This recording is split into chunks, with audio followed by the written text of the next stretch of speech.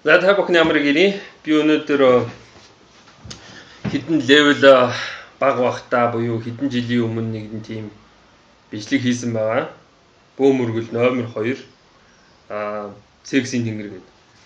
Тэр бичлэгэндээ өнөөдөр нэг тийм тайлбар бичлэг хийд юм уу гэж бодлоо. Саяхан нэг комент хүлээж авлаа шүү дээ. Би ерөөсөө гадаадд явж ихтэй сургууль төгсөөгүй байтал иймэрхүү залуучууд одоо Монголынхаа ёс уламжлалаас тасарсан үгээ буруу сонгодог тэгээ Монголоос их хол удаан байсан хүн байдаг ч юм. Би ер нь Монголд л байгаа хүн байхгүй уг нь бол тий. За тэр бичлэг хийж явах үед миний левел бага байсан. Өөрөөр хэлбэл би одоо левел 34-тэй байна.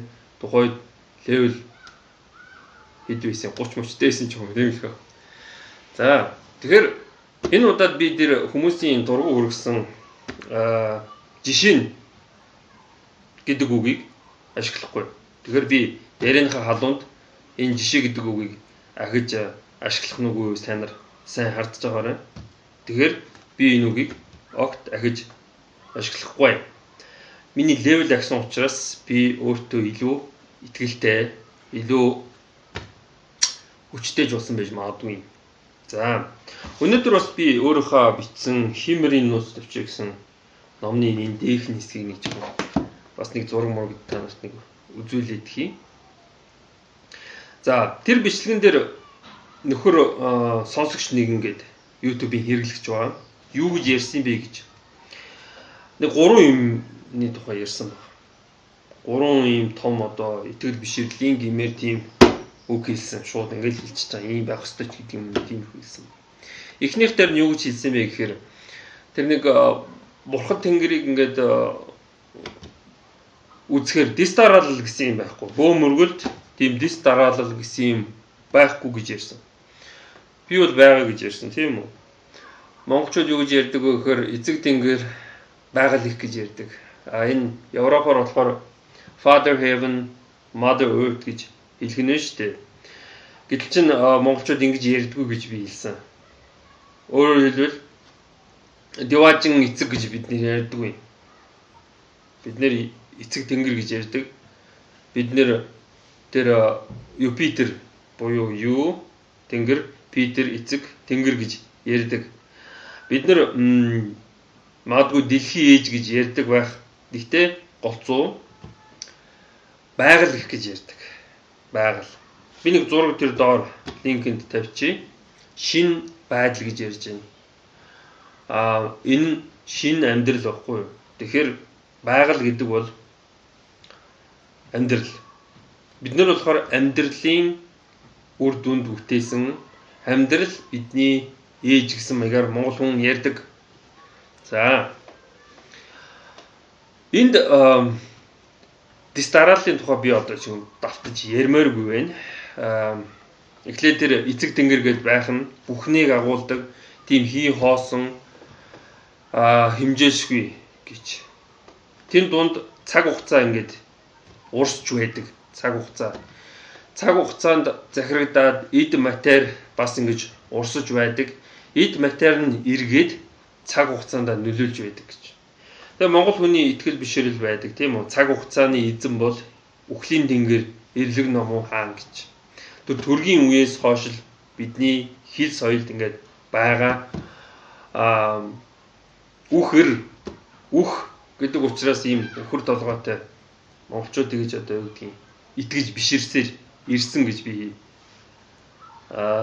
үзээд байгаа. Гэтэл чин тэр өхөр толгойтой нөхөр гэж байхгүй. Тэгээ тэр бараа бологцтойгоо тэр тамд суугаад хүмүүсийг ингэ шүүгээд идэг юм байхгүй гэж ярьж байгаа бөөнөр байдаг. Тэгээ тэр чигээрээ тэр явна үз. Бид нэр итгэж биширж байгаа бол тэгээд одоо зураг хөргөө зураад тэгээд ямар нэгэн тийм бодиттой юм болгож явах нь вэ штэ.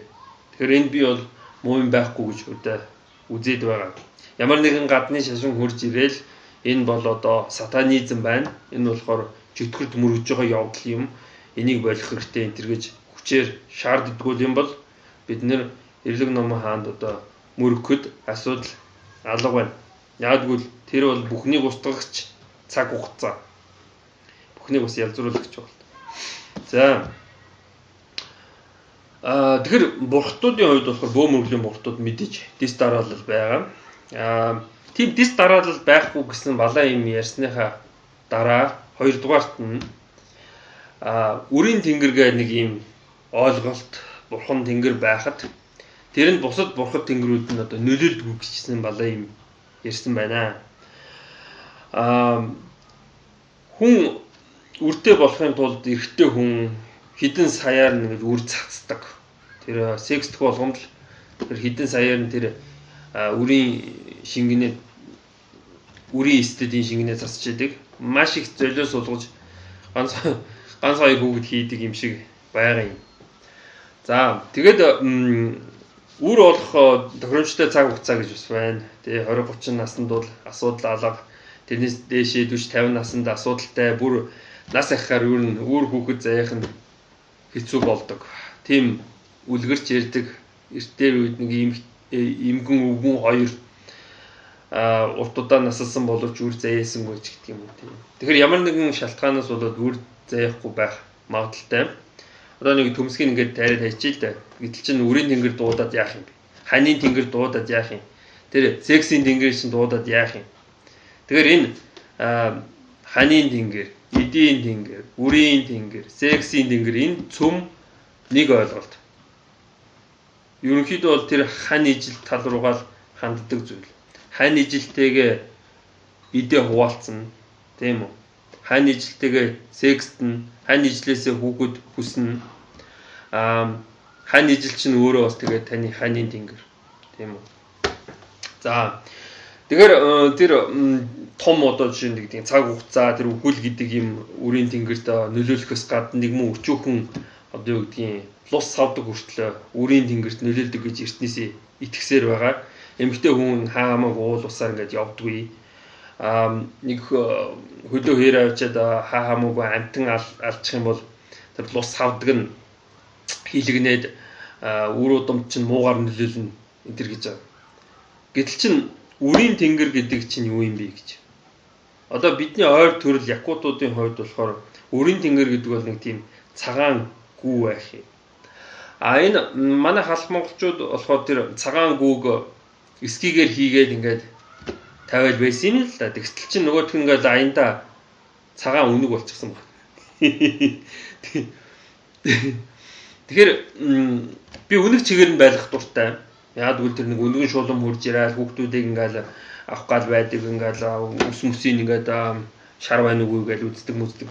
Надад тэр зохиол нь таалагддаг учраас тэр эсгийн үнэг байна уу, эсгийн гүү байна уу? Тэр надад тэр нь бол хамаагүй байдгийг. За 3 дугаар тэр нөхөр юу гэж амар том юм альцсан юм бэ гэхээр бөөд одоо нэг тийм онгод шүтэн эсвэл онгод хиймэрч гэдэг юм тиймэрхүү юм байх нь шүү дээ. Тэрийгээ тэгээд хөгжүүлж байхгүй бол ингээд сулраад устдаад үгүй болдог ч гэдэг юм. Мяардаг гэж яриад байгаа хгүй. Би юу гэж ярьсан бэхээр тийм болохгүй. Тэр нөгөө нэг компьютер тоглож байгаа компьютерийн дүр чинь левел дахиад тэгээд тэр тухайн левел дээр тэгээ мартчих юм бол тэгэл тэндэл байж л вэ гэсэн юм ярьсан байхгүй юу. Тэрийг мэдээж ойлгохгүй байх л та. Тэр дүрийг ингээд мартчих юм бол тэр левел дээр хിവэрэл байна. Мартнаа гэдэг бол орхино гэдэг бол тэгэл үгэл байхгүй юу. Тэгэхээр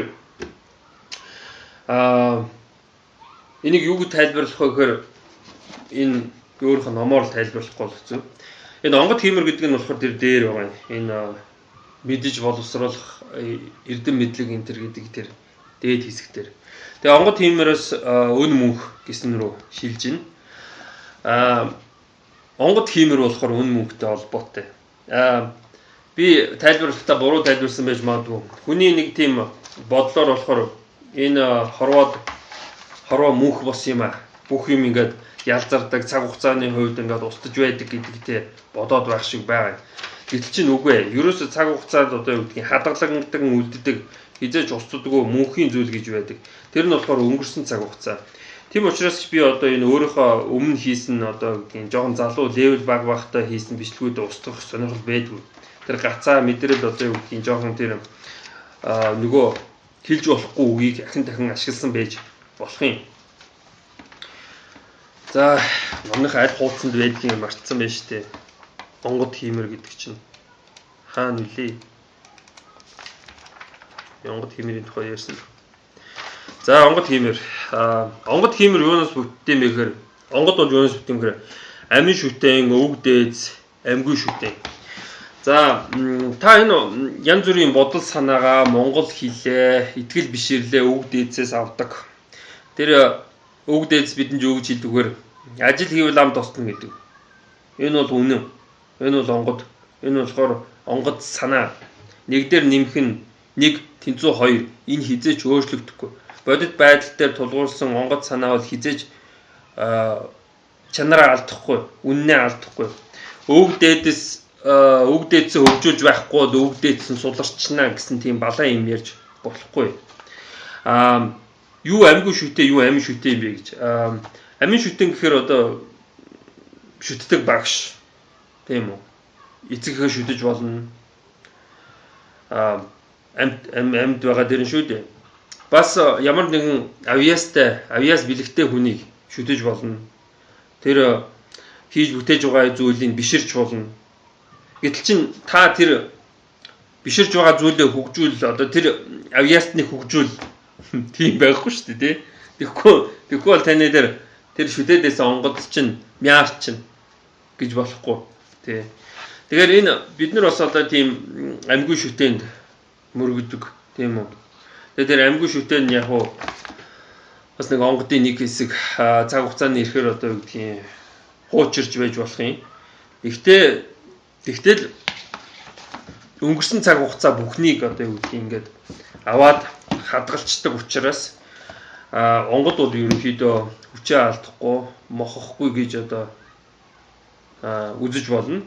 Юу мохтой юм бэхээр таны хүч чадал, авьяас бэлэг, эрүүл мэнд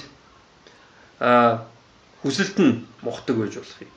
Онгод биш шүү дээ. Онгод мөхгүй. Онгод тэгж сулрахгүй. За тий. Хэрвээ нэг онгод байгаад одоо таны голсон бол өөр хүнийг дагаад явчих байх. Тийм үү. За, тийм 3 юмны тухай ярьсан шиг санагдж байна. За, энэ удаад би одоо юу гэдгийг тэр балаа үгийг хэлээгүй байх гэж бодож байна. За, анхаарал тавьсанд баярлалаа. Ингээл левлээ ахиулал сууж тээ